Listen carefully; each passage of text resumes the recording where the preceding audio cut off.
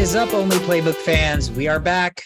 Probably feels like it's been a little while since you guys heard us last speak. Weren't able to record last week. We had some personal matters to attend to, but hopefully you guys had a great week and won your fantasy leagues. Your teams won and you made a bunch of money. That's, kind of the three boxes I check off for NFL every weekend. Win my fantasy, my favorite team wins, and I win some money. So hopefully you checked off all three of those boxes and had a great week. We are going to preview week 8. NFL season is just rapidly passing us by, already almost halfway through the season. So a lot to talk about. I'm Sweetcar. I got Shovit joining me today. What's going on, man? How you doing? Hey, man, not much. I feel like I'm a little rusty. I'm a little nervous because we missed a day. And so it's like, how do I do this? But you know what? We're out here. We're going to make it happen and provide some good content. That's funny you mentioned that. It's something, this is like second nature, but even when I take days off of like my day job, I come back and sometimes I like literally don't know my password to log in. I'm like, dude, I forgot how to log into my computer. And I don't know if that's ever happened to you or if you ever taken extended time off of work, but it doesn't even matter. Sometimes it'll just be like a weekend and I'll have a crazy weekend and then I get back on Monday and I'll be like, I don't even remember my password to log into my computer anymore. So exactly. Yeah. It's like a repetition or like muscle memory. And then the minute you don't do it and your brain's not wired to like not have that done, all of a sudden it just like gets lost somewhere. Yeah. What's the next session? Like, what do we do next? No, I think we'll be fine. I don't know. It looks like we're talking about basketball today. It's the NBA. Just kidding. Again, thank you guys so much for tuning in. Without further ado, Shovit, let's kick things off with water cooler talk.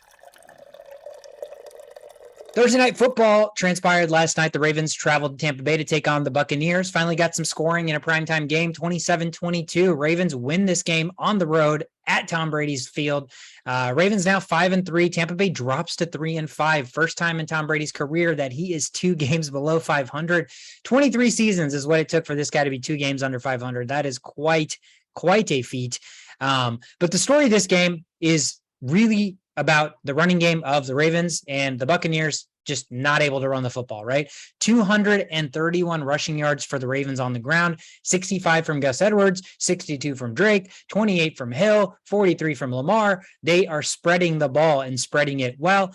And on the Bucs side, Lenny only had 24 yards rushing. He made up 24 of their 44 total rushing yards. So they struggled heavily rushing the football against the Ravens. They came out to an early lead, and I think the fact that they weren't able to run the ball, which means they weren't able to control the clock, move the chains, kept giving the Ravens the ball back, and the Ravens capitalized, right? I mean, Lamar had 238 yards in the air, 2 touchdowns, no interceptions, ran the ball 9 times for 43 yards. Mark Andrews was a story. He played, but then re-aggravated his injury, and he was out for, I think, more than half of the football game. And the funny thing is, there were a lot of fans that were like, man, if Andrews just is out, then Isaiah likely becomes an automatic plug and play because of how much they love their tight ends. Well, if you just decided to roll the dice and plug in Isaiah likely regardless, 6 catches, 77 yards and a touchdown. So it seems like no matter who's the tight end there, they're going to get the ball because Bateman was hurt, did play, but did not do anything. Goose egg on his end. And Duvernay was the other one that had the touchdown. But all in all, I think the game script was exactly as I mentioned, where they ran the football really, really well.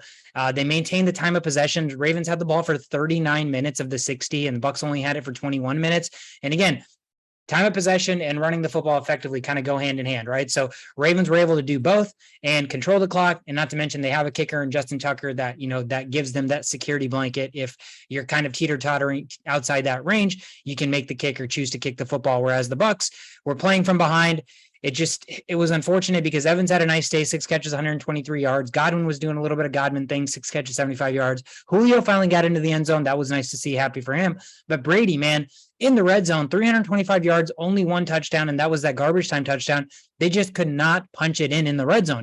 They just had a really hard time scoring the football, and I think that ended up being the difference. And right now, the Buccaneers, again, sitting at 3-5 in their division, not probably what you expected them to be sitting at 8 weeks into the season. Baltimore now 5-3, not playing the prettiest of football, but getting the job done now 5-3 as they move on to next week. So I think it was an important day for the Ravens to win this football game on the road as underdogs.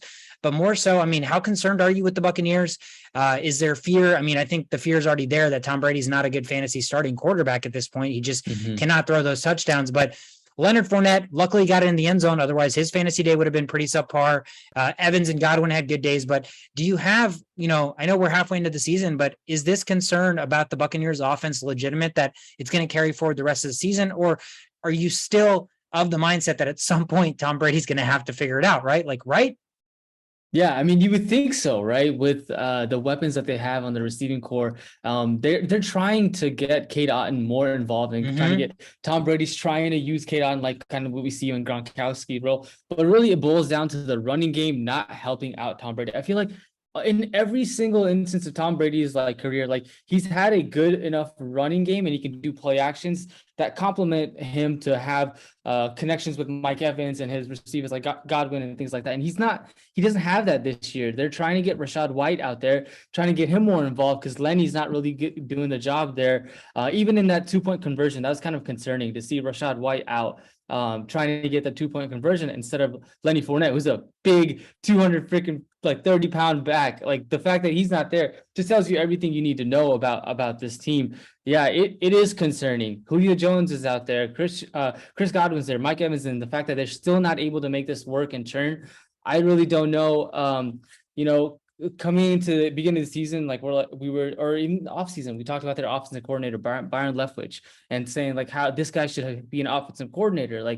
He's a guy that can definitely, take the team to the next level. And the fact that they're just not clicking on offense, they started out good in the first half. Second half is just all shambles. So, it's tough to say if they will turn it around. We'll see. Maybe it's just the offensive line issue. Maybe it's play calling, but it's hard to say one way or the other right now, but it's not looking good. Yeah, and I think the problem is fantasy is so multidimensional that Brady could suck, Fournette could suck, but like you said, Godwin and Evans could still have good fantasy days because if the Buccaneers are going to just continue to play from behind, they're going to have to continue to throw the football because they can't run the football, then targets are going to be there. But again, it's different for a quarterback because you're not finding the end zone enough. But Evans had a great day. Godwin had a good enough day to where you're content with their performance. And like you said, I think they're trying so hard to find that tight end because Tom Brady's offenses are always revolved around their tight end, right? And you could see they use Cade Otton a lot. They try to target him. They even brought in Rudolph on that end zone play, and Tom Brady led him a little too far. And I'm like, Brady, you just got to realize how slow Kyle Rudolph is.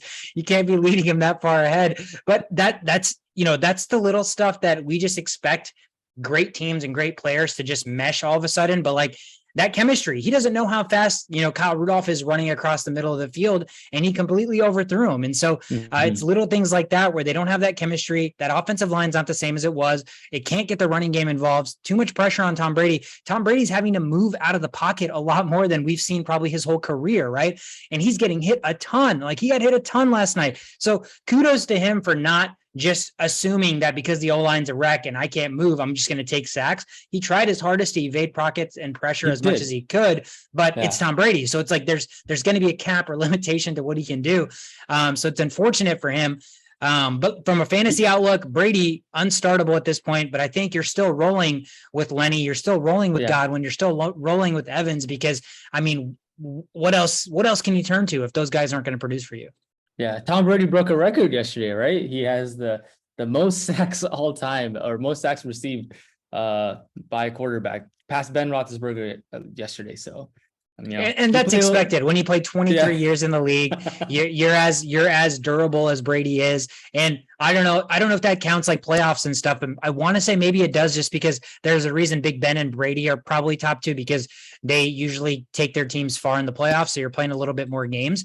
But it's understandable. But there is concern. 3-5 probably not where you want to be, but it is a long season. You can't put it past the Buccaneers to flip a switch and string off 6 straight victories and be right back in the thick of this race, especially because the NFC right now, you have the Eagles, who are really good, and the Giants and the Vikings are the next best teams. But I don't think anybody in the landscape of the NFL feels like, the Giants and the Vikings are threats to be feared, right? So I think the NFC is still wide open outside of the Eagles, and it's still a long season. So you still have half the season left. We'll see if the Buccaneers can turn around. Couple of housekeeping things to mention. Eagles back on the trade block. They traded for Chicago Bears defensive end Robert Quinn. That defense was already stellar. They were already, garnering a lot of pressure on the front. And now they get another pass rusher who is, really, really good. He hasn't been as good with the Bears this year, but the Bears don't have a ton of talent. So he can get double teamed and he becomes, a non-threat. But with a front offensive or defensive interior where you have Jordan Davis, you have Brandon Graham, you have Derek Barnett, you have a couple of other guys. I think Robert Quinn's going to fit in there real nicely. And the Eagles defense that's already good, that already has a really favorable second half schedule. I mean, that's just going to make them that much scarier. Absolutely. Chiefs trying to get that number one receiver, still 8 weeks in, still searching. They trade for Giants receiver Kadarius Toney. I mean, I saw a tweet and I could not have agreed more with the way this is going to go. Either Kadarius Toney turns into Tyreek Hill 2.0 and it's like, oh my God, they found their savior, or Kadarius Toney is just pretty much a non-factor and the Chiefs are just going to do exactly what they've been doing all season. I don't know that there's a middle ground just because you already have enough average to above average, if you will, receivers. Like Juju, I'd say is average to above average, right? Mecole Hardman at his best is probably average. I mean, if you really want to be nice, you could say above average, but I don't think he is. MVS is nothing more than a deep threat. So at best, he's average.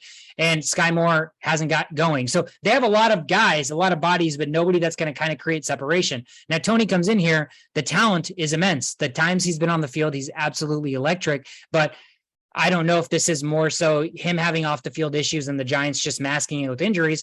They kept saying he was hurt, so he kept not playing. Kadarius Toney replied to somebody on Twitter saying, "You got false information, bro. I've never been hurt." So I have to believe there's probably some deep-rooted beef in the locker room or behind the scenes that caused rift that is not allowing him to play on the field. And that's why they traded him. So I think this is a really, really buy low, high reward opportunity for the Chiefs if he can turn out to be what we saw him be in the 4 games that he played last year where he was absolutely electric. But again, it's such a small sample size that he could just be another guy that gets traded to this team, tries to find a place, but ends up ultimately just lost in the shuffle. Yeah, this is a perfect place for him. I mean, he needs that discipline. I feel like they have the Chief Kingdom, right? That with Kelsey and Mahomes, they're champions. They're guys that go out and win Super Bowls. So that it's in a perfect place for him to be disciplined and get better and be that number one guy. Yeah, it's a big team that has a ton of pedigree, and then you have Andy Reid. So it's like, I don't think he's going to trade for a guy that's going to come in and ruffle feathers in the locker room, right? It's going to be either get on with our program or, you're already let go by your team once. So I don't think the Chiefs have any issues trading him again or even cutting him. So we'll see if that, turns out. The upside is, Tyreek Hill 2.0, but we'll see if that comes to fruition. We talked about the Bucs playing on Thursday night and losing the football game. Well, Tom Brady suffers another loss in his personal life. Him and Giselle have officially filed for divorce. I think the writing was on the wall for a while now. There have been a lot of rumblings that things were not going well, that him and Giselle got into a rift. That's why he came back after retiring or announcing his retirement. I don't know what all went on behind the scenes, but regardless, this is going to impact his play one way or another. I don't think he's going to come back and be the same Tom Brady. This could fuel him and he could turn around and throw 30 touchdowns in the next 8 games, or this could be the end of his career. If I'm going to bet, I'm going to bet that this is going to be something that actually fuels the fire and you see a different Tom Brady for the next 7 to 8 weeks. The good thing is it's not like money in divorces where you have to give half of everything. So Tom Brady doesn't have to give away his rings. So he still has 7 rings. But nonetheless, it's one of those things where you're, arguably a top 3 name in the NFL and your personal life becomes, the focal point of news headlines because you're not playing well, your team's struggling, and everybody wants a narrative to see if this is egging on to the reason why the Bucs aren't playing the way they should. Yeah, not football related, but I did see that Pete Davidson and Giselle might. Oh my God! Well, people are just wanting that to happen. It's one thing or the other, and that'd be wild. TMI, but Pete Davidson has to have a massive package. Massive. I'm just assuming Pete Davidson has an absolutely massive package to continue to score the women that he scores. And how quickly he can just be like, you know what, Kim Kardashian, come and go. Yeah. Ariana Grande, come and go. Oh, Giselle, you were just married to, the greatest quarterback of all time. And you got a divorce. Come on for the ride. So if there is any truth to that, Pete Davidson's dating history is going to look better than Derek Jeter's once it's all said and done. Look what happened to Kanye, man. If that's true, then Tom Brady, I would be nervous having him on my fantasy team or on a football team for that matter. If the rumors are true. Yeah, he could fall off the deep end real quickly there. The dreaded segment of injuries, Shovit. There are so many. I'm going to run through these as quickly as possible. We have players that have already been ruled out for Sunday. We have players that are going to be questionable. And then we have players that are surprisingly expected to play. Let's run through the players that are officially out for Sunday. Matt Ryan, out. Michael Thomas and Jarvis Landry, both out. Chuba Hubbard, out. James Conner, not playing. Deebo Samuel, Kyle Juszczyk, out. Cam Akers is not playing. Alan Lazard is not playing. Corey Davis is out. Jamar Chase had that horrible injury. He was supposed to go on the IR, but he looks like he's avoiding the IR right now. But it looks like that could be a 4 to 6 week time frame, which is unfortunate for the Bengals, whose offense has really, really picked up here the last couple of weeks. Ezekiel Elliott is not going to play this week. Cowboys head into a bye next week, so I think it's just getting him some extra rest. Giants tight end Daniel Bellinger is officially out. Kenny Golladay is not going to play. And then Commanders receiver Jahan Dotson. He had been hurt, and he is officially listed as out. Players that are questionable that we are going to have to monitor tonight, Saturday, and then up until game time on Sunday. Devontae Adams has been held out of practice a couple of days due to a flu or an illness. So I think he's going to play, barring this illness does not, continue to hinder him through Saturday or Sunday. Darren Waller is questionable. DK Metcalf and Tyler Lockett, both receivers for the Seahawks, are questionable heading into Sunday. Mac Jones also questionable, even though he did take 90% of the first team reps. Brandon Cooks questionable for the Texans. Hayden Hurst, another pass catcher for the Bengals, that is questionable. And then Ryan Tannehill is also questionable. So a lot of big names that are either out or questionable heading into Sunday. And here are kind of the surprise players that are expected to play. Dalton Schultz for the Cowboys is expected to play. We saw the first week he was back, the first week Dak was back, that chemistry and that connection was immediate and instant. So if Dalton Schultz plays, he becomes a really nice tight end option playing with Dak. DeAndre Swift, finally no longer an injury designation. I think Swift owners can rejoice. He is officially going to play. I hope that lasts longer than this week. But as of now, he is full go for Sunday. Darrell Henderson Jr. also going to play. Cam Akers is out, and they did not activate Kyren Williams off of the IR. So, which means Darrell Williams has the opportunity to get the bulk share of the carries for the Rams, who are still struggling on offense. But that is something that is nice to see with all the running backs hurt or on bye week. Van Jefferson is also activated off of the IR for the Rams. So it looks like they're going to get another pass catcher, a reliable one back. Baker Mayfield off of the injury report, but he is listed as a backup to PJ Walker. So do with that information what you will. That is really, really weird. I know they're 2-0, 1-0 since PJ Walker took over, or since they traded CMC. So maybe they just don't want to lose that mojo, if you will. But it's really weird that a healthy Baker Mayfield is playing second fiddle to XFL quarterback PJ Walker. Yeah, I think it's 1-1 with PJ Walker, and then 1-0 with CMC out. So undefeated without CMC. Undefeated without their best player. Amon-Ra St. Brown also expected to play. I'm sure you're excited about that as an Amon-Ra St. Brown owner. No injury designation heading into the weekend. Elijah Moore had demanded a trade. They said, nah, bro, you staying. Corey Davis got hurt for them, and he is out. So all of a sudden, Elijah Moore, who was a healthy scratch last week, is expected to play this week. And then, gosh darn it, man, the guy himself, Russell Wilson, doing high knees, stretching, just doing workouts on the plane, just getting a bunch of shit talked about him. Justin Tucker made fun of him last night. Did you see that video? No. What happened? Justin Tucker was on the plane and they were just videotaping him, and he was like, "Oh, I think Lamar's doing some high knees on the aisle, and like Ravens Nation, Ravens flock, let's ride," or something like that. So like a straight up shot at Russell Wilson, who has, slowly just kind of become the laughing stock of the NFL. He is expected to play. I mean, this has got to be the craziest turnaround for an injury of a player that I've seen in a really long time. It's almost like a storybook or a fairy tale where it's like, oh, this guy just will not give up. Like, you see him practicing, you see his like montage. He's practicing in the rain. He's practicing outside. Like, he's practicing in the kitchen while he's making food. That's Russell Wilson right now, practicing on the airplane, in the aisle.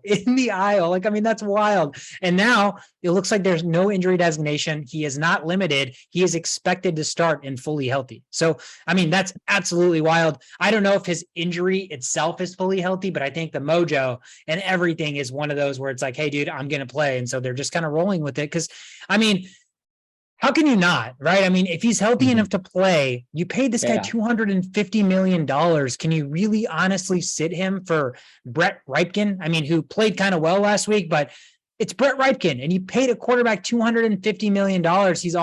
You're almost forced to play him if he's able to play. Yeah, no, I agree.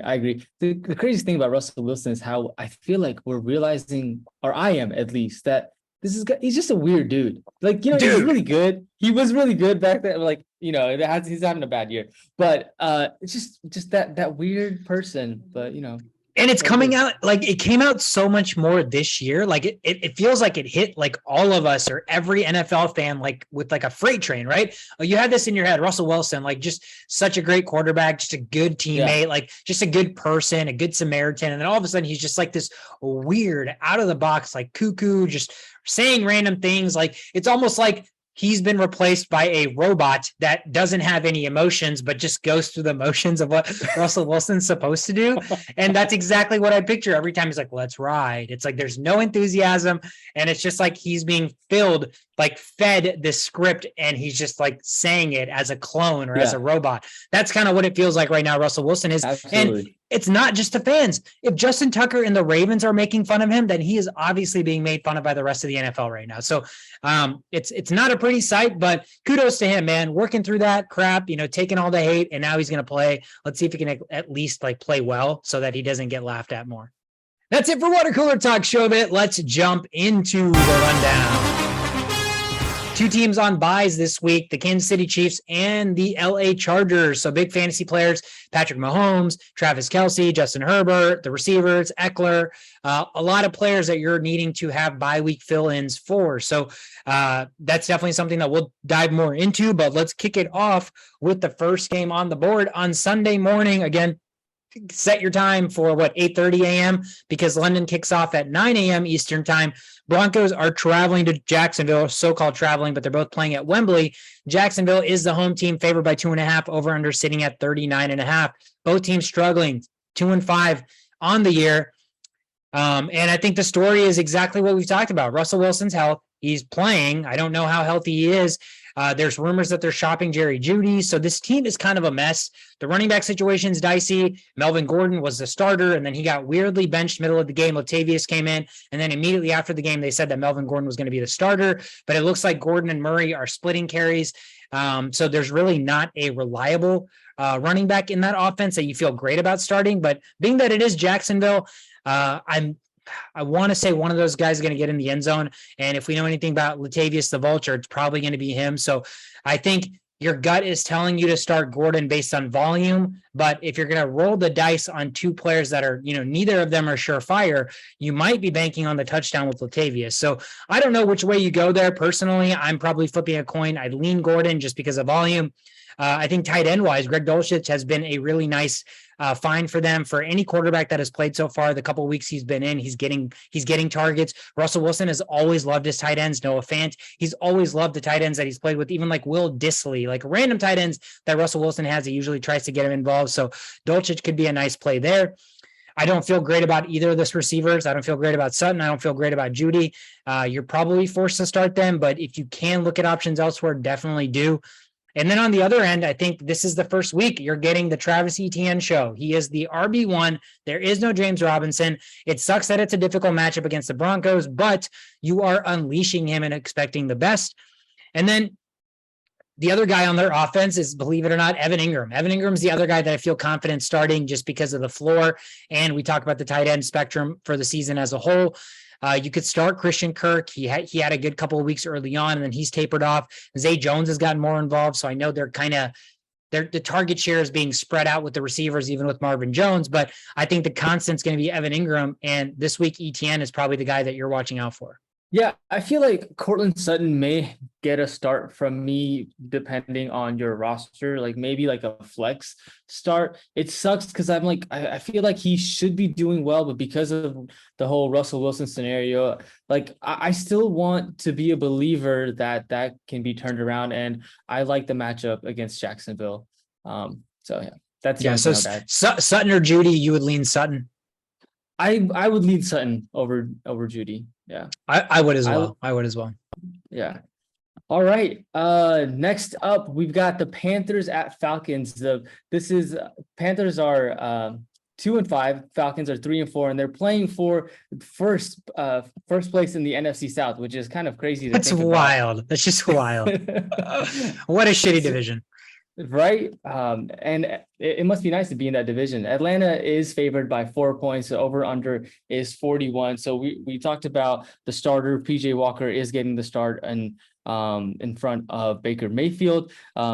Falcons don't have AJ Terrell, which is going to be kind of important. If you have DJ Moore, then you may want to consider starting him.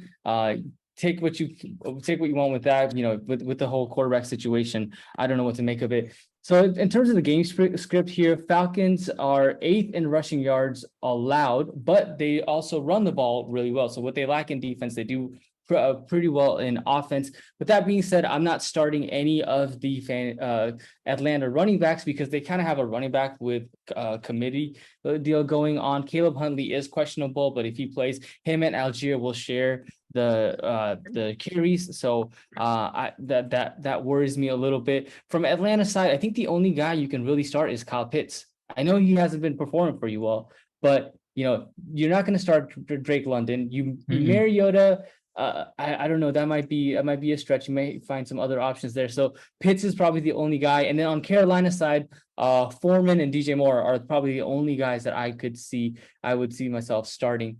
I'm going to have to pick the Falcons in this game. I think the Falcons are going to be the better team. I think the Panthers are up and coming, and they've had good games against the Buccaneers. But all in all, I think the Falcons have a much more firepower with Mariota and the team to be able to win this game. But should be not very exciting, but something to watch. Yeah, if you're a Panthers fan or Falcons fan, it's exciting. Everybody else, you're just kind of like, eh. I mean, it's sad. Pitts is the only viable starter, but you don't even feel great about starting him because he's been awful. Right. But the Huntley situation is interesting. If Huntley for some reason is limited, then all of a sudden you feel pretty good starting Algier, right? Just because he is going to be the only guy that runs the football.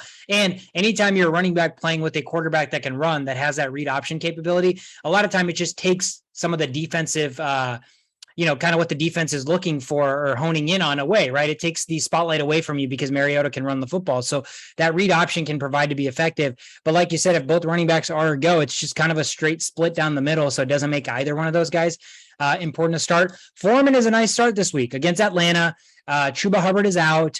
Obviously no more CMC. So he is RB1. Take it with a grain of salt. That offense does struggle, but again, bye-week filler, a guy that is the RB1 that doesn't have a definitive guy that he's going to share the load with. 8 weeks into the season, you're scrambling for guys. And I think if you're starting Foreman this week, you're pretty excited about the situation, at least that's presented to you. And DJ Moore, I'm playing against DJ Moore this week, and he has not been good this year, but no AJ Terrell, like you mentioned, that's a huge, huge important factor there. And if they have to throw the football somewhere, it's probably going to go to DJ Moore. So if there was a week for DJ Moore to play well, it is this week. Ironically, Shove It, I'm actually going to lean with Carolina with the +4 this week.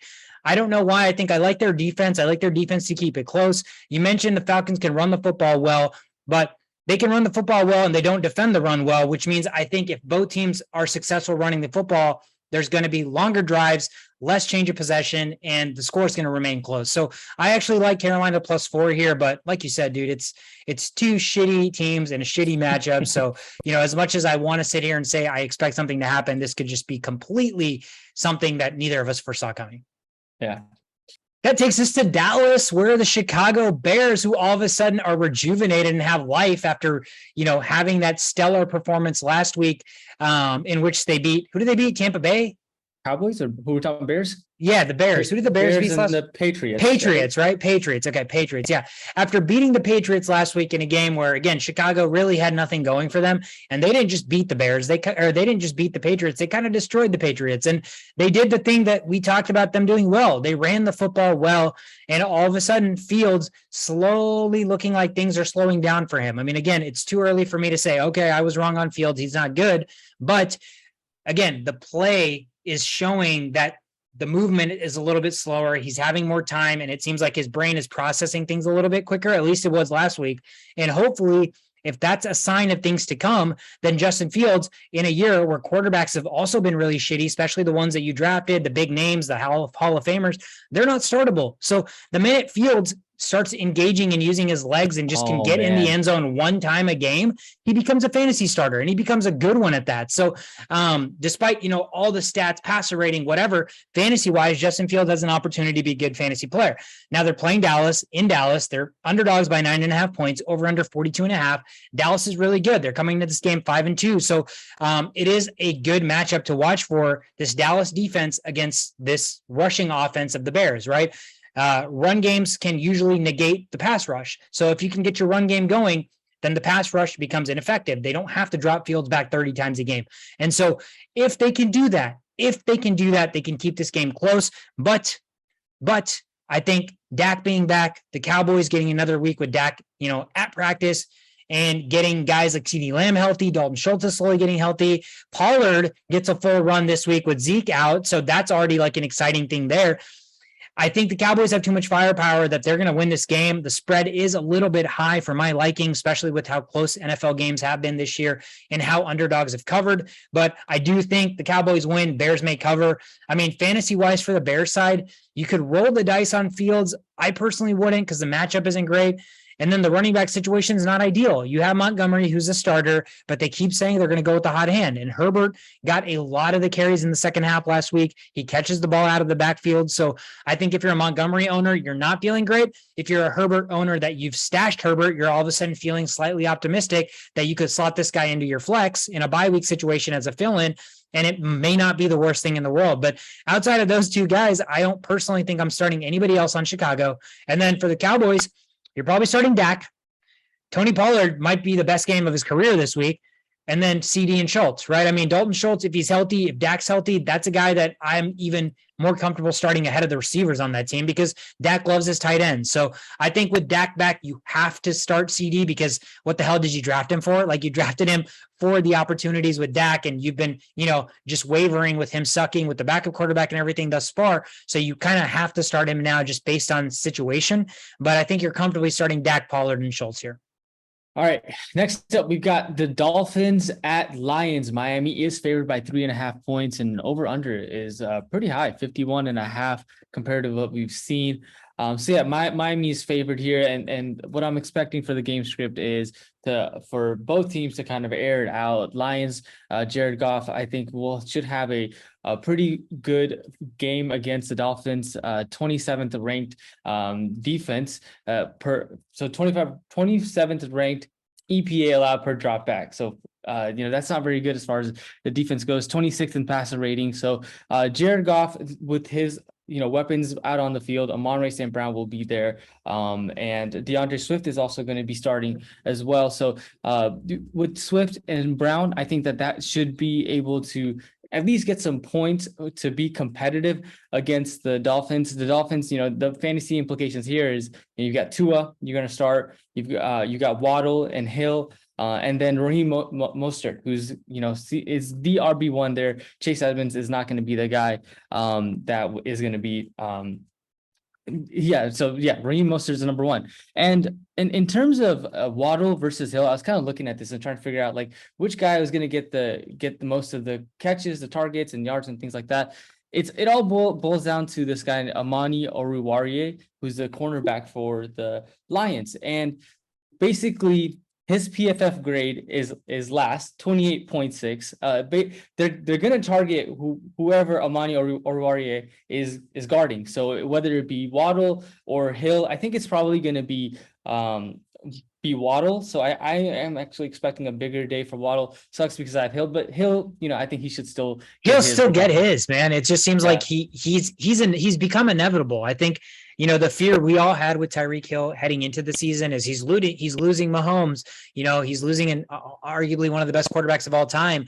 But I think he's proving that he's a guy that just get the ball in his hands and good things will happen. So, and I think I'm sure you're going to go on to say, I think this is a big possible fantasy week for Tua. I think Tua's got a really, really enticing matchup. Horrible Lions secondary and horrible Lions defense as a whole. Their only good thing is Aiden Hutchinson and kind of their pass rush a little bit. But outside of that, I think Tua should have a great day, which means fantasy-wise, if you're on the Dolphins side, you're probably pretty comfortable starting their whole gambit. Yeah, no, absolutely. I mean, and in terms of also like on the running side, right? So DeAndre Swift comes back this week, but the Dolphins' run defense is actually pretty good, right? They haven't allowed any player to have more than 100, any team to have more than 100 rushing yards outside of Josh Allen and Lamar Jackson, who are, running quarterbacks. So Yeah. I think that you've got to be a little bit worried if you have DeAndre Swift. Amon-Ra St. Brown is playing Xavier Howard, but with the game script being more passing than running, if the Dolphins get on board early, I kind of like my chances here with Amon-Ra St. Brown to have a bounce back game as well. Did you see Xavier Howard's story that came out that he's getting sued by a woman who's alleging that he gave her an incurable STD? Oh, wow. That's gotta suck. Yeah, I don't even know how to take that. When I read that, I was like, my God, like, where do you even go? Like, where do you even go with that news? It's just like, yeah. I don't know if he's go ahead. Are all STDs like are some curable and some aren't? Is that what this is? Is it the incurable thing part about it? Every time our doctor's not on the podcast, I feel like we dive into some weird medical stuff and I know nothing about. So I'm like, yeah, every time we want to dive deep into medical stuff, just show it's not on the podcast. So I have no idea. I have to believe that there's a wide range of STDs, some which are curable, some which are incurable. Yeah. And I'm just, I don't know. I mean, she could just be blowing smoke. You know how it is with famous people and people just trying to get clout, if you will, or get money, whatever the case may be. But I don't know if this is going to impact, I guess, long story short, back to fantasy and the relevant football aspect of it. I don't know if this is going to impact Xavier Howard's play on the field, if it's going to, need him to like not play because he's dealing with this, allegations and all this crap. But regardless, he's been a little bit underwhelming. I think he's become more of the name than the actual play on the field. And so if you're an Amon-Ra St. Brown owner, I think you're still pretty excited to play him. A healthy Amon-Ra St. Brown in every game that he's played has been really, really good, right? Start to finish, if he's 100% healthy, that dude does nothing but produce. So there's a reason this over-under is 51.5. We just talked about all the good things, and it sounds like all the good things are offensively on both sides because both defenses have their holes and are lacking in some fashion. Yeah, I mean, Dolphins defense hasn't been doing anything. Like, they're not the same defense that they were last year with Brian Flores, right? They're giving up yards, they're giving up points. And so it bodes well for Lions who have enough of the firepower. They are missing DJ Chark. And I think DJ Chark was like, he's not great, right? But he provides that deep threat that hopefully when Jameson Williams comes back or gets on the field can provide that as well. But, given Amon-Ra St. Brown, Hawkinson, and the fact that the Dolphins defense isn't as good on the pass defense isn't that good, I think that you should be fine with the starting Lions receivers this week. Yeah, and the good thing about Swift always is even if he's playing against a good run defense, he catches so many passes out of the backfield that his fantasy value is always really, really great when he's healthy. So should be a good game for all players who have fantasy players starting in that game. I have a hard time believing that a player that we have not mentioned or we've mentioned should not have a good fantasy game. Let's take it to Minneapolis in the Dome where the Vikings are hosting the Arizona Cardinals. The Arizona Cardinals, their last 10 trips to Minnesota, L's, L-L-L-L-L. L. That was 10 L's. They've taken 10 straight losses playing in Minnesota. Is that going to change this week? Who knows? Vikings are favored by 3.5 points, over under 49. Minnesota sitting at a pretty 5-1. Arizona 3-4. The story here to me as a Vikings fan is the Vikings are they struggle. I take that back. They struggle against running quarterbacks, but Mike Zimmer's defense they had the ability to at least contain and control. It wasn't like we could shut down any running quarterback because that's really hard to do. But Zimmer did a good job of containing this defense. My fear with Ed Donatel now is they're running this very, very super simplistic zone coverage. And unless they have guys that are spying Kyler Murray 24/7, we're going to struggle against this running quarterback. And the other issue of this is DeAndre Hopkins is back. You saw what he did last week in his first week back. He's garnering 14 targets last week, something outrageous. Our cornerbacks aren't great. Pat P might play against him, old teammates, going up against each other, but Pat P's old and he's gotten burned. So I think it's going to be a situation where maybe Cam Dantzler guards him. But I think you're still pretty confident with the situation where the Vikings defense is a bend don't break defense. You don't have to score touchdowns as a fantasy player to have a good day. Hopkins could have 10 catches. Kyler can, run for 100 yards. And the other story is James Conner's out, right? So if you're an Benjamin owner, you are deploying him. He's done really, really well while he's filled in for Benjamin. Vikings run defense surprisingly is not as bad as you would expect it to be, but I think those numbers are a bit skewed just with situational football and the fact that, teams have had to pass against us a little bit more. But I think if you're looking at fantasy starts this week, Kyler, obviously no brainer. Again, a really nice slot in where, people that picked up Benjamin or used a waiver pick on him 2-3 weeks ago probably were only expecting that this guy was going to be a 1 week fill-in, and now you've had him for 2 weeks, going on 3 weeks. He's been good, and then he had a really good game. So he's been everything you would hope a fill-in would be. It's almost like he actually produces better than James Conner. James Conner just falls into the end zone every single game he plays. So I think that's kind of the difference there. But on the Cardinals side, Kyler's a great start. Eno's a great start. Hopkins is an absolute must start, and Ertz, old reliable. You can't not start Zach Ertz. On the Vikings side, you deploy Dalvin. Kirk, if you're desperate, but even though this offense has shown the ability to take the next level, I don't think the quarterback play, at least from a statistical standpoint, has warranted, a fantasy start. But I think Kirk Cousins is notorious for every year he'll give you, a couple of games where it's 300 yards, 3 touchdowns passing. And this year he's only had 2 touchdowns passing as the most touchdowns he's thrown in a single game. So I think he's due. Arizona's kind of a nightmare right now. So I don't hate that start, especially at home. But the issue is Dalvin Cook could have a good game that could take away the touchdowns from Kirk Cousins. But on the receiving side, JJ, obviously a must start. And then sneaky tight end play, because Arizona's really bad at defending tight ends, Irv Smith in a week where, again, Arizona's atrocious against tight ends. You don't have Kelsey because they're on a bye. You probably don't have Everett because he's on a bye. And so if you're looking for a fill-in, a lot of times your fill-ins are one or the other. Am I looking for a guy that's going to give me a solid 5-point floor so I don't get a goose egg? Or am I looking for a guy that has a high probability to get in the end zone?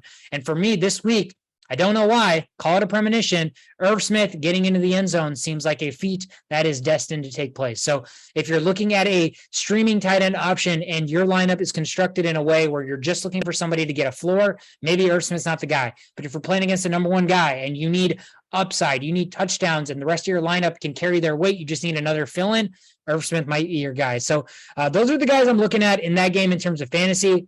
3.5 points at home. Minnesota's been impressive, but anything outside of a touchdown always worries me. Kyler's a mobile quarterback, and me and Shashot have talked about when is this defense, this bend don't break defense going to officially break, because they just can't continue to bend not break with the defensive scheme that they're playing. So I think this could be a week that they break with this Kyler and this DeAndre Hopkins connection.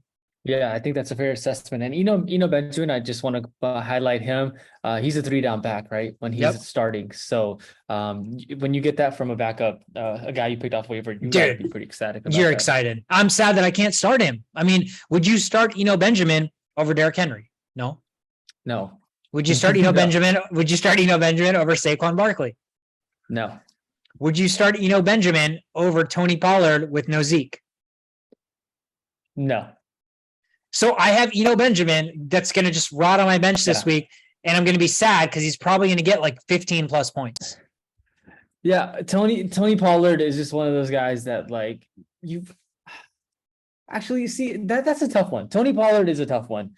As for me, Benjamin and Najee Harris is a tough one as well. I know a lot of people may side to but I have my reasons for going Najee there. So. Yeah. Your reasons have to be, if you've started Najee every single week and he just has not done what you'd expect him to do, it's like you can't bench him now if you've kind of rested on his laurels and just started him every week, because the 1 week you bench him, he's going to go off. And like you said, if you look behind the numbers of that Eagles team, their run defense isn't as great as one would expect, which I'm sure we'll talk a little bit more about here soon. Yeah, absolutely. All right. So next up, we've got the Las Vegas Raiders at New Orleans Saints. Vegas is favored by 1.5 points, over under at 49.5. Both teams pretty bad. Las Vegas at 2-4. New Orleans played one more game, so they're 2-5. We've got some injuries that we've actually already talked about. Michael Thomas, Jarvis Landry. So Chris Olave He should be playing. He was on concussion protocol 2 weeks ago, but Yeah. now he should be fine. He's going to be playing. He's the sole wide receiver 1 there. So look for him to get the targets and then hopefully touchdowns as well. Marshawn Lattimore is out for this game, so that should help Raiders receivers, guys like Renfro, Devontae Adams, if he plays. I don't know about his illness, but that should be good for them. I think these two teams are very similar in the sense of like their stats as far as offense and defense goes. They have really good offense, right? Like Saints put up points. I don't know how they put up points, but they put up points. Andy Dalton gets like 3 touchdowns. Yeah, there you go. Chris Olave, Alvin Kamara, absolutely. Those guys, and sometimes Taysom Hill. Taysom Hill, God, yeah, comes in and gets touchdowns for them. So like, and they both have bad defenses. So I think Raiders and Saints are on the same position. So it'll be interesting to see which offense is going to lead them to victory here. On the Raiders side, Josh Jacobs, man, if you drafted him, he is a must start every week. The guy's been killing it, having the best probably season of his career. I think. I don't think he's had a better season than this year. And it kind of makes sense. Like Josh McDaniels just seems like a coach that favors running backs, like based on his the Patriots, and and all that, and they've always had a good run, and so it just makes sense that Josh Jacobs is doing well. And then obviously Devontae Adams, Derek Carr, because of the Saints offense, if you need a streaming option and he's available, you might want to pick him up. I'm kind of torn. I don't know if I want to start Andy Dalton or not. He had I believe 3 touchdowns last game against the Cardinals. 4 touchdowns against the Cardinals last game. And so with that being said, I don't want to get in a position where Taysom Hill is vulturing me. And so that kind of worries me a little bit. And like now I'm like really trying to figure out if Andy Dalton's a good play. I might have to look elsewhere. I don't know if he's the right answer in that standpoint. But Chris Olave, Alvin Kamara should both be starting in your lineups. Yeah, one guy I want to highlight, it just seems like every time he plays, and now with just the way this offense works, Taysom Hill is like their tight end, but he plays less out of the tight end position, like on the field, than he does like as a quarterback, as a running back, as a wildcat essentially. And so tight end Juwan Johnson, man, for the Saints, every time this guy gets on the field, he usually has a good opportunity to score a touchdown. And was it last week that he had 2 touchdowns? He is a guy that's on almost every single fantasy waiver right now or free agency. And the way the Saints use their tight ends, the way that they have absolutely no receivers outside of Olave right now, Juwan Johnson can be another really nice streaming option, especially because he's facing off against the Raiders defense, who again has not been good. So that's another sneaky tight end play if you're really, really looking to get sneaky. That takes us to a divisional matchup with the surprising New York Jets at 5-2 hosting the Patriots coming into town at 3-4. Patriots on the road against the Jets in New York, favored by 2.5 points, over under sitting at 40. This is an interesting line. I mean, you're looking at a situation where Mac Jones, we don't know his situation. And I think Patriots fans almost want him to be hurt because Bailey Zappi plays better when he plays. So it's kind of a weird situation that they're in. Damian Harris came back, but Ramondre Stevenson, I think, has now solidified himself as the RB1 there. The issue is it's not going to be a situation where Damian Harris just doesn't get carries anymore. It's just going to be Ramondre Stevenson's going to be maybe 60-40, 65-35, maybe even 70-30, which sucks because Ramondre seems to run the football a lot better than Damian Harris does. But I don't know if that's kind of recency bias come into play. When Harris played and when Harris was healthy, he was really, really good. So it's a situation for the Patriots where it's a nice problem to have. You just roll with the hot hand, you roll with the guy that's healthy, and you can feature both if you need to. But as a fantasy owner, you're probably more confident starting Ramondre Stevenson than you are Damian Harris. And if you are a Damian Harris owner, you're probably trying to look at other opportunities because the Jets defense is surprisingly pretty good. And so you're looking at Stevenson as a starter. Jacoby Myers has had a under the radar, pretty nice season, especially from a fantasy perspective, especially if you're in a half point or a full point PPR league. He runs really, really good routes. So he is open a lot. They just don't pass the football a lot. This is a guy that if he was on a pass heavy offense could garner 10 plus targets every single week. So I think if you're looking for a starting receiver on this team, it is definitely Jacoby Myers. Hunter Henry, I mean, I guess, again, the tight end situation, crapshoot. So if you're really desperate, maybe Hunter Henry. But on the Jet side, at this stage, I don't know what the running back committee is going to look like. Michael Carter is there. They traded for Robinson because Breece Hall went down. So I feel if I have either Carter or Robinson, I'm probably going to start them both. Michael Carter loves to catch passes out of the backfield. He loves to catch passes out of the backfield. James Robinson can run the football really well. So they can really be this thunder lightning duo that kind of Breece Hall and Michael Carter were being. Obviously, I think Robinson's a step down from Breece Hall in terms of talent, but I don't think they're going to lose a ton getting James Robinson kind of ready to plug and play for where Breece Hall got hurt. So I think on the Jet side, you're starting Michael Carter, you're starting James Robinson. In terms of the receivers, I mean, as promising as Garrett Wilson was early in the season, Zach Wilson does not love to throw the football, so he all of a sudden doesn't become a great fantasy player. And Tyler Conklin, who was once a decent tight end from a fantasy perspective because of Joe Flacco, also is not a great fantasy option. So on the Jet side, I mean, you know, you could look at maybe starting Jets defense, but otherwise you're looking at their running backs. And for the Patriots, Stevenson, maybe Harris, and maybe Jacoby Myers, who, you know, I wouldn't hate starting him as my flex if I had him. But close game, Jets at home as underdogs with as good of a defense as they had so far. The line seems a little bit baity and a little bit trappy, but give me the Jets as underdogs at home with that defense.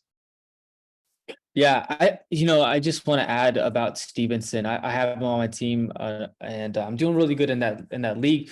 But he's the kind of guy that like worries me. I mean, he's got like double digit numbers like past 5 weeks ever since Damian Harris has been there, right? But at the same time, I feel like it could go away in any week just because of Damian Harris and who he is. So like if I'm a Stevenson owner, so I'm always looking for like someone to just fill in his role when that goes away for me, like a different running back. Like if and Benjamin's available, I'm gonna go grab him, right?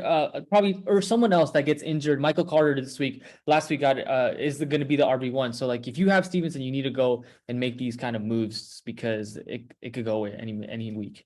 That's the thing with Belichick too, right? Like we've had years where he's had like 4 running backs that play. Like one guy catches passes on third downs, 2 guys run the ball. So yeah, you're never set with the Patriots running back.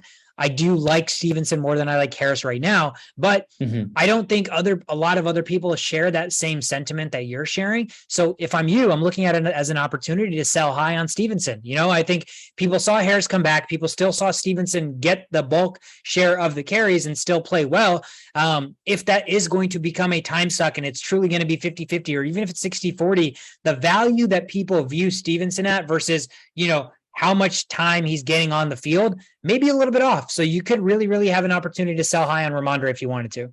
That's also tough though, because you could be wrong. You don't want, you just want to like. You can always be wrong. You can always, but you can't just hoard everybody on the chance that you could be wrong or right. I think, and that's the trades that I talk to you guys about in my other leagues that I'm constantly making. Is like, I have a great team on paper. I don't need to make trades, but I'm always looking at ways to tweak things, looking at opportunities and situations. And if you do have that fear in the back of your mind that Stevenson, like you're not 100% confident every time you start Stevenson every week right now, trade him because the value you're going to get for Stevenson is going to be pretty nice. You could probably get a running back that does not have a timeshare. Maybe is not as good at Stevenson. Maybe like, I don't know, a Joe Mixon. You could probably get Joe Mixon for Stevenson, and you'd probably want Joe Mixon because he doesn't have a backup running back that's seeping into his targets or his running. That's actually not a bad. I would do that trade. I think that Joe Mixon's due for more touchdowns.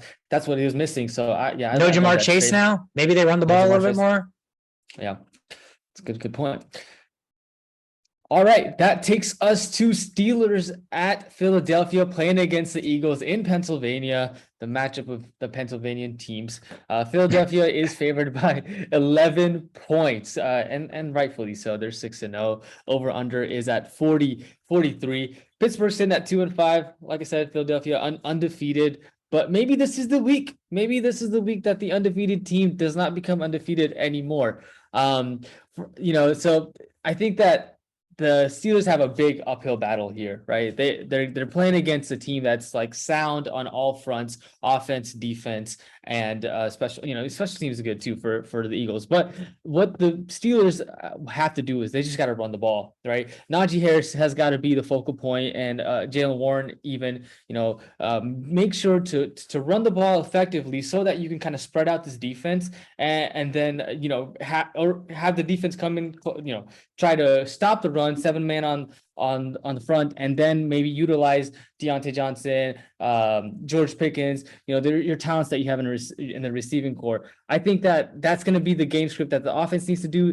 The defense will have to step up as well. The defense is there. It's like you see the Steelers kind of getting in the right places, but just not making the plays, not getting the interceptions. Yep. So I want to definitely see that this week.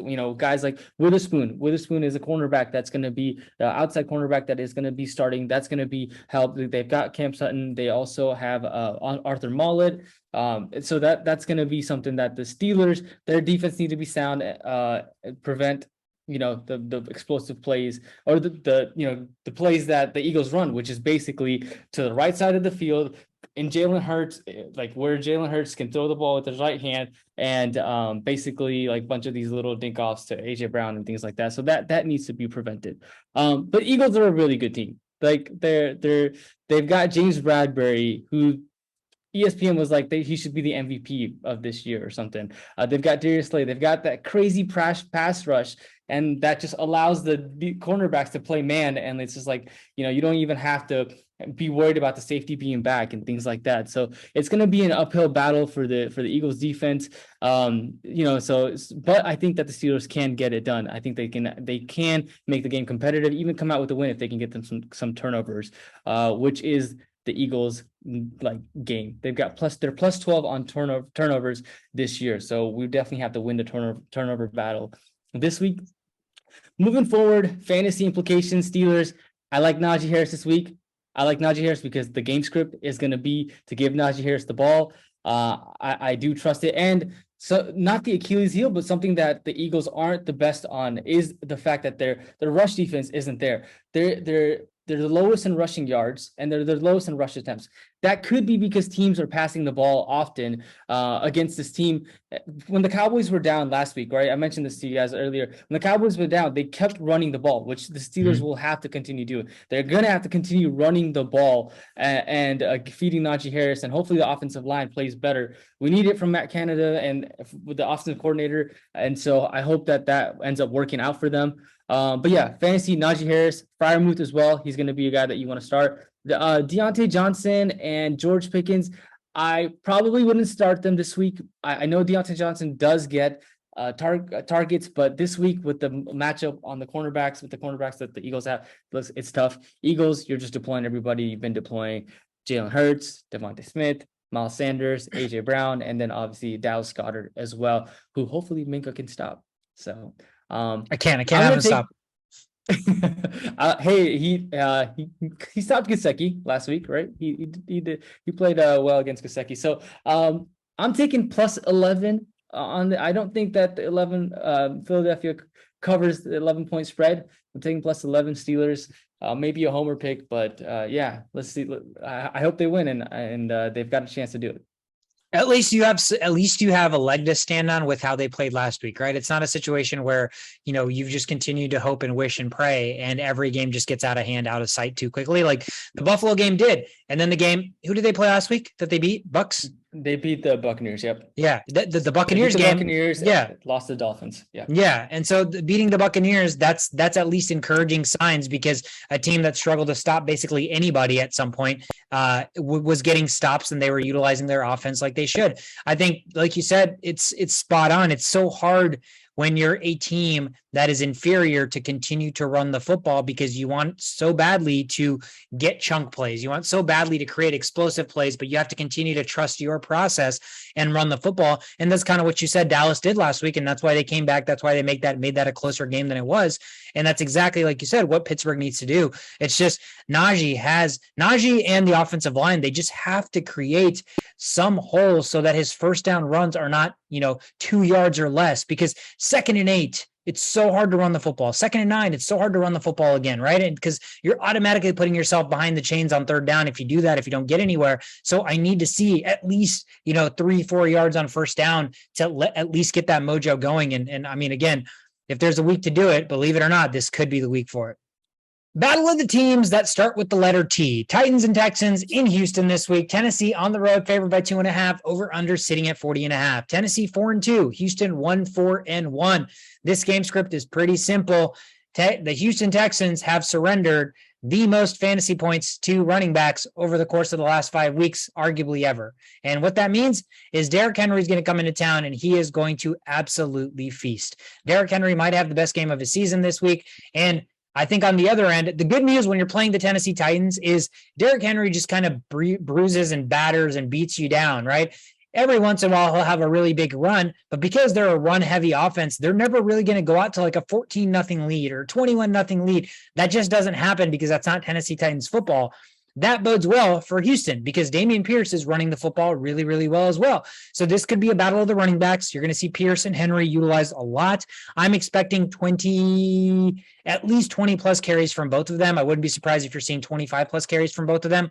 This could stay a closer game than expected. I think Tennessee will get the job done, but I am very, very happy if I have Derrick Henry because this is an amazing matchup, and Derrick Henry has the easiest strength of schedule remaining as a running back for opposing defenses the rest of the season. So if you have King Henry, you're going to have a really, really happy and fun latter part of the season. And again, Dameon Pierce, really nice surprise. Tennessee's run defense is not amazing, and Houston has done one thing well, and that's run the football. So I'm expecting a heavy dose of both running backs. Tennessee side, I'm not starting Tannehill. He's iffy to play anyways. Even if he does play, like his fantasy value is really not there anymore. There's really no receiver there worth starting. So I think it's kind of Henry or bust. And I almost agree with that on the Texans side as well. I mean, yes, Brandon Cooks, if he plays, he's kind of consistent.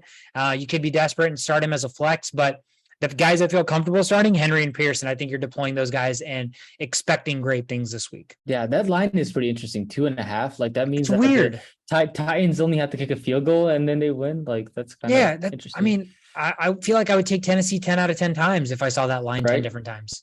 Yeah, that's interesting. All right. Next up, Commanders at Colts. Indy is favored by 3 points, over under 39.5. The biggest story here is Sam Ehlinger, UT alum, is getting the start, which looks like he's getting the start for the rest of the year. And I don't know if this. It's a very definitive statement to make, right? Like 8 weeks in, Matt Ryan isn't even like out for season. They were just like, Ehlinger's starting, and he's starting for the rest of the season. What if he like goes out there on Sunday and throws 5 interceptions and like 50 yards passing? Is he still starting the rest of the season? I don't know. Maybe they'll put a Bill Belichick and put in like Matt Ryan, or I don't know who the other quarterback is. But yeah, no, that's real. It's kind of bold, but they've got to see. That's like I'm looking at that. I'm like, maybe they just like something from Sam Ehlinger based on practice and all that stuff. This guy, and that's the other thing, right? That Sam Ehlinger has never played a regular season game, and yet the Colts are favored by 3 points here. I don't know if there's ever been a situation where a quarterback that's never played in a single snap is getting favored by getting 3 points added to them. But yeah, it's interesting nonetheless. So I think I don't really know what to make of this game. We talked about Sam Ehlinger a little bit, and it seems like he's a guy that's gonna dink the ball or like short throws, quick slants, things like that. First ever star rookie quarterback. What do you expect, right? Yeah. I think that the value that he'll add is being able to kind of be mobile in the pocket. I think that he provides that more than Matt Ryan does. Matt Ryan gets sacked, fumbles the ball. Sam Ehlinger seems like a little bit bigger body and won't have those kind of mistakes. So maybe that will add value. And then your boy, Jonathan Taylor is coming back this week, right? So Jonathan Taylor against this Commanders defense, giving up 118 yards per game on the rushing side, should bode well for Jonathan Taylor owners, who I'm sure are waiting for that to come into fruition. Yeah. Been waiting 7 weeks. Can still wait. So it's going to be an interesting game. Again, I talked about the line -3 points. Washington is coming off of a win, right? They beat the Packers last week. Colts are coming off of a loss. I forget who they lost. Lost to the Titans, and yet they're still favored by 3 points. Washington allows completion of 59.1% to opposing quarterbacks. So Sam Ehlinger might have a little tough time in his first game of the year. All to say that I don't really understand why the Colts are favored by 3 points here. I think that Washington +3 would be a interesting bet to take. Fantasy-wise, like I mentioned, Jonathan Taylor, Pittman, he's probably a top 20 receiver this week if you're starting him. Alec Pierce, if you want to, that's a tough start. I don't think Alec Pierce you want to start just because you don't know what you're getting from Ellinger just quite yet. And then Washington, Brian Robinson or Antonio Gibson, I don't know. Their coach, I forget his name, Washington Commanders coach. Ron Rivera.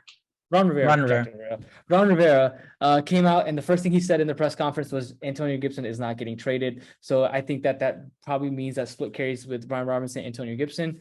Terry McLaurin, Scary Terry, you probably want to start him and Curtis Samuel in deeper leagues, maybe flex spot. Curtis Samuel would be a start. But yeah, that's all I've gotten in the game. Like I said, Commanders +3 is what I'm going. Yeah, the line is definitely fishy. You're not wrong there. It is weird that a rookie quarterback who's never started is getting favored. He's just basically getting home field advantage playing at home.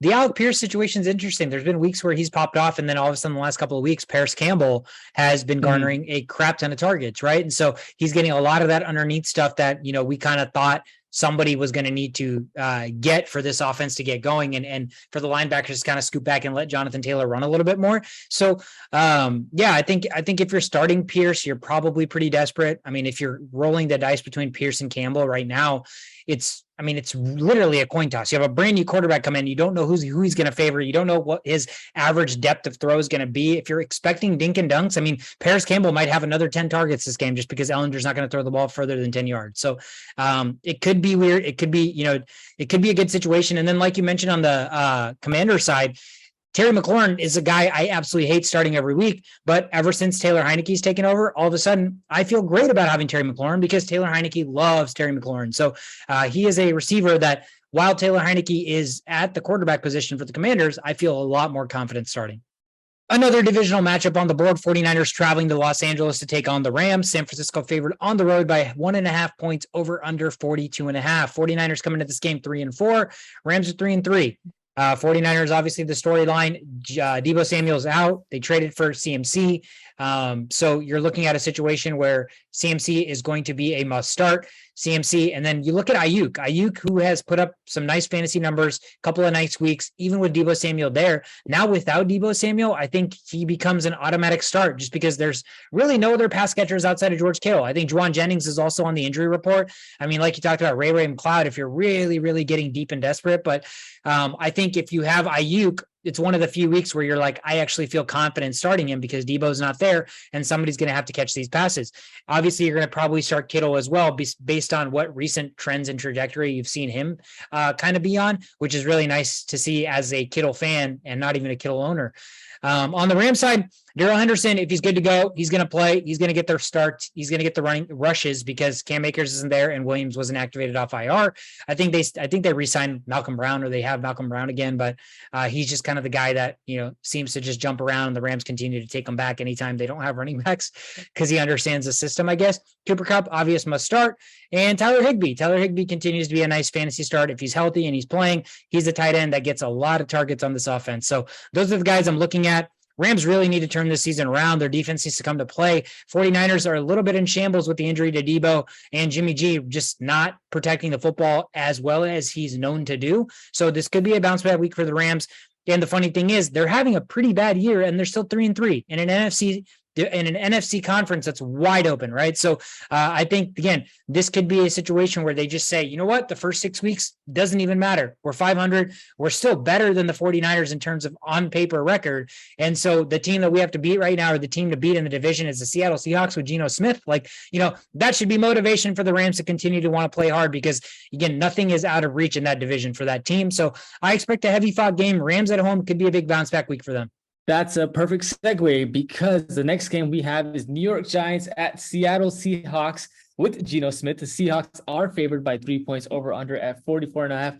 And would you know it, this could potentially be the game of the week because this is the only game where of a matchup of a team over 500 playing against each other. No other team is over both teams over 500 are playing against each other, which is just shows you the landscape of this season. Dude. And where we're at.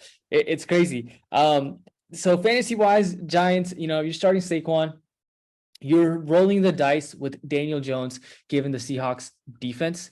They are pretty well on offense, but their defense does give up a lot of yards, give up a lot of points. So he may be a streaming option. The only thing is, like, the Giants run the ball. They're not really big on passing it, like heavy offense, and their defense is really what allows them to win games. So, you're starting Danny Jones, hoping that he get some rushing yards, maybe get some rushing touchdowns and a passing touchdown. Things like that is what you should expect from Daniel Jones if you do start him. On the Seahawks side, Geno Smith is an intriguing person, whether to start him or not. Like I said, the Giants defense is one of those defenses that blitz a lot. They have different schemes. And so they may have, Geno Smith may find a little bit of trouble against this defense. So I don't know if Geno Smith is a guy. If you've got other options, you may do that. But if you don't, then you've got to go with the hot hand, right? In Geno Smith. Kenneth Walker, obviously you're going to start him. DK Metcalf, Tyler Lockett, you mentioned that they were questionable. I think they were limited in practice as well. So depends on what's going on there. But yeah, I mean, this should be a pretty exciting game. I mean, I'm coining it the game of the week. I want to see if this Giants defense is for real. They're just blitzing all over the place, and then they've got like their defensive tackles that aren't running, going towards the quarterback, playing back, and then the linebackers are. There's like all these different things that they're doing that's working for them. So it'll be interesting to see if that continues to work. Who ends up getting the upper hand. It's every week, you're like, no way Giants win, and then they end up winning. So I'm going to go with the Giants on this one, but it should be an exciting game to watch. Yeah, one guy I want to highlight real quick on the Seattle side, right? If DK Metcalf and Lockett can't play, if either like if both of them can't play, obviously, if even one of them doesn't play, last week Marquise Goodwin, man, 2 touchdowns. He only had 4 catches, he only had 5 targets, but 2 touchdowns where you looked at those routes that he ran and how open he got. Geno Smith absolutely, like, it was so easy for him to find Goodwin because Goodwin's separation on the plays that he got the ball thrown to him were like 4 or 5 yards. And he's been a good receiver in the past. He just cannot, he's been battling injuries his whole career. And he was good for the 49ers. So I think there is a interesting opportunity for Marquise Goodwin to be a streamable option. He's still a free agent in our league. He's barely rostered, and especially if DK and Lockett are out. I mean, where's the football going to get thrown to? Right. Geno's love throwing the football. Obviously, they can run the football with Ken Walker, but again, the ball's going to have to go somewhere. And I think Marquise Goodwin, if he's a guy that is on your free agency, I'm very, very intrigued to pick him up and just, have him sitting on my bench and just seeing kind of where this season can lead. Yeah. And I think this game's like at 3, right? So you've got some time to kind of look at last minute news as well. Yep. Figure out your injury situation and see if you can slide in Goodwin and really, really roll the dice there. Sunday Night Football would have been a good matchup if we saw this at the beginning of the season, but right now it doesn't seem like a great matchup. The Buffalo Bills are at home. They're hosting the Green Bay Packers. Green Bay is an 11-point underdog with Aaron Rodgers at quarterback. I mean, I think that is the first time in his career he has been a double-digit underdog. Buffalo's favored by 11, over under 47.5. Green Bay struggling, 3-4 coming into this game. Buffalo's been fantastic, 5-1. I mean, the situation for Green Bay is exactly what it's been all season. They have nobody that Aaron Rodgers can trust. He has come out and verbally basically thrown some of these guys under the bus without using their names, being like, if these guys that are playing currently aren't going to figure it out or can't catch passes or can't understand things, then we need to get other guys that can. And I think that is a clear shot.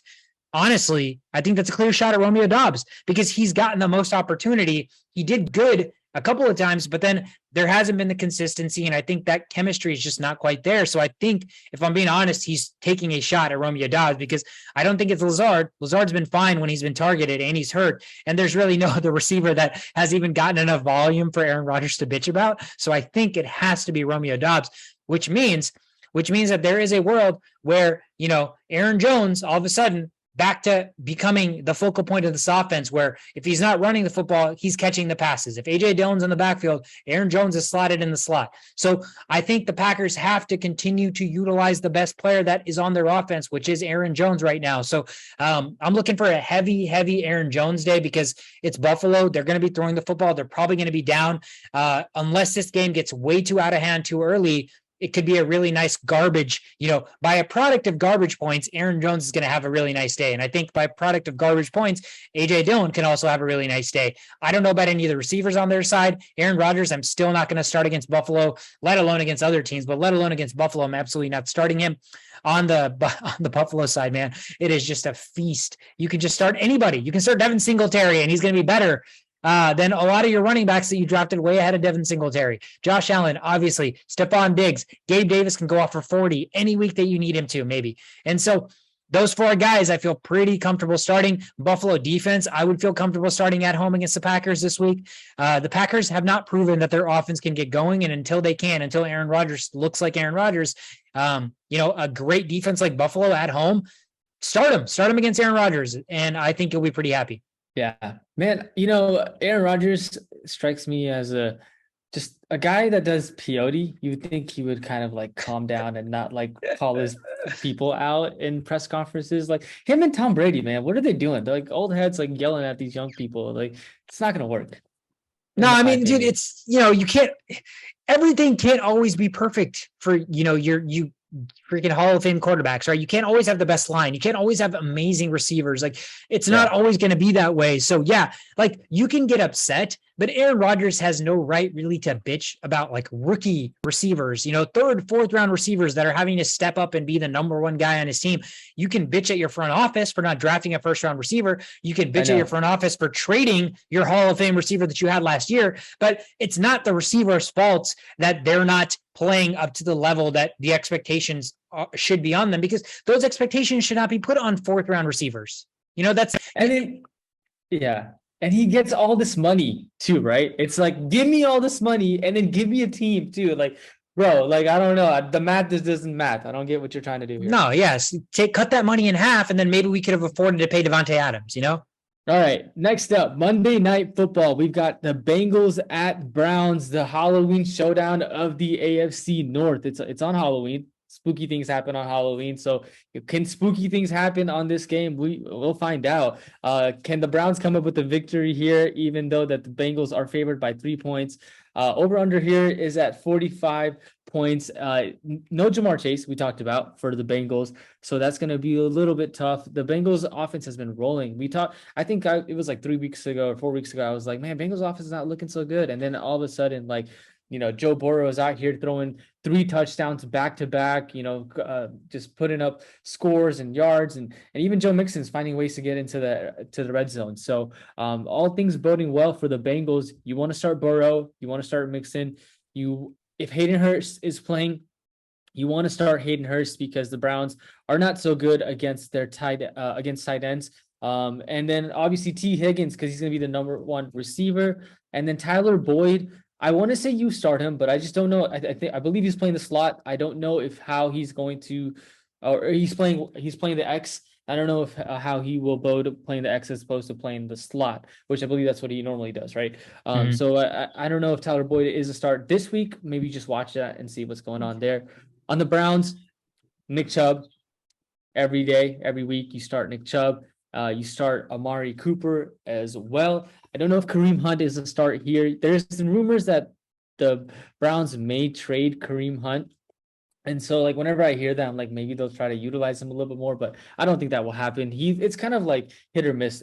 Sometimes he gets to the end zone and sometimes he doesn't. So it's going to be tough for me to convince myself to start Kareem Hunt.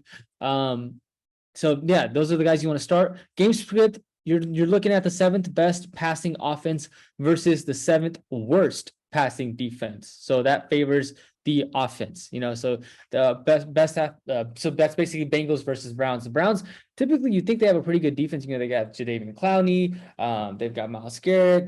They are getting Denzel Ward, which will help them. That he'll probably be matched up against Higgins. So that's going to help him out a little bit. But look for the Bengals to come out strong, score fast, and then make the Browns pass the ball more. If the Bengals aren't able to come out and like get points right off the board, it's not 14-0, then I think this is when the Browns can have a chance to win, because there's a chance of showers. If it's run heavy, if the game script's going to be run heavy, then I think the Browns have a chance to win the game on Monday Night Football. Spooky season, that's what I'm talking about. But if not, Bengals come out scoring real quick, then it's going to be a long day for the Browns. Yeah, battle of Ohio teams, right? We have a battle of Pennsylvania yeah. teams and a battle of Ohio teams this week. Like trying to fight for the, which team is better in our state or which team owns the state.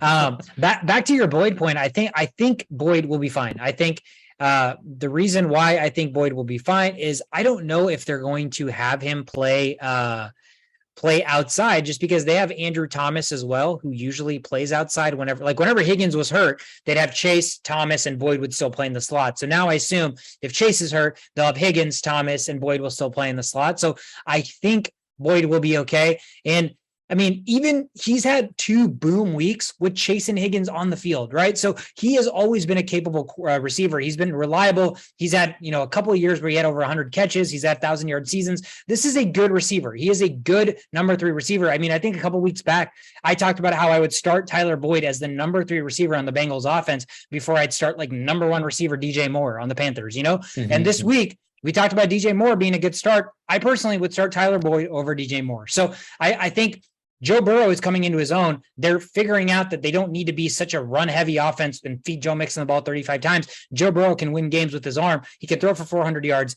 And if that's still the game script that this team is wanting to follow, Higgins isn't going to get 250 yards of those. I think Tyler Boyd's going to have a really nice season. And so Chase being out definitely hurts. Don't get me wrong. But I think it's going to allow defenses to be more free-flowing and maybe have one-on-one single coverage and not necessarily need to double team a receiver. And I think that's just going to help Higgins and help Boyd more. And Hayden Hurst, like you said, that's another guy I picked up in my other league. He's a sneaky play, man. They love to throw the ball in the middle. Again, if Joe Burrow is going to continue to throw as much as he is, you want as many of his recipients on your fantasy team, because that's just the nature of the way this game is going to be played. So I expect a heavy dose of throwing for the Bengals, Chase or no Chase. And I think Higgins, Boyd, Hurst, even Thomas, there's going to be a lot of guys that reap benefits, but I'm comfortably starting the trio of Hurst, Boyd, and Higgins on the Bengals. Yeah, over 400 yards last week, over 300 yards the week before. Yeah, you want to get any of that you can. Yeah, he's trending in the right direction. So keep that trend alive, and that's just going to be feasting opportunities for this receiving core. That is it for the rundown show of it. That is the week. That is the slate of games. Should be an exciting week again, as is every week.